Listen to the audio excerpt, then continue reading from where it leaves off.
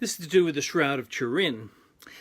This is from November, History of the World in a Year by the Conservative Voice. In the Vatican is a sheet that is centuries old. It has an image of a body, front and back, of a man who had been crucified, similar as Jesus. The image has faded over time and now can only clearly be seen through photographic imaging. Records of the shroud date back to the 13th century when the shroud had been saved from a fire. Some say it was Christ's burial shroud, but carbon dating places the shroud to the time of the fire. It matters little in terms of faith as to the shroud's existence. Christians aren't supposed to worship icons.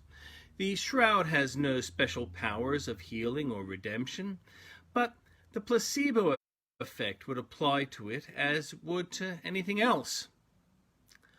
Why would that image be on the shroud? Has somebody else in history been crucified the same way? Was it an art project of Leonardo Da Vinci or some such, keen to know about the historical event? If it were the actual burial shroud, why is the image there? As we don't know for certain how the image got to be there, it is hard to know why.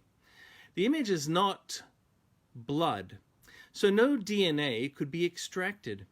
It seems instead to be a kind of photographic image setting technique. Experiments have been done to see how the image got there. One way involves having a freshly washed sheet of the first century next to dead skin.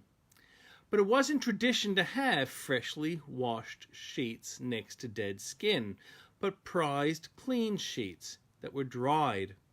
And that is why the effect is not seen generally or in other burial shrouds. If the Shroud of Turin were real, it tells us something of the burial of Christ. It tells us that the burial was rushed and that the shroud used was washed and had no time to dry prior to being used, which is in line with what the Bible tells us about the event. Some are keen to assert that the shroud is real as Christ's burial shroud. They point out that the carbon dating was performed on a piece of the shroud which had been patched up after the fire.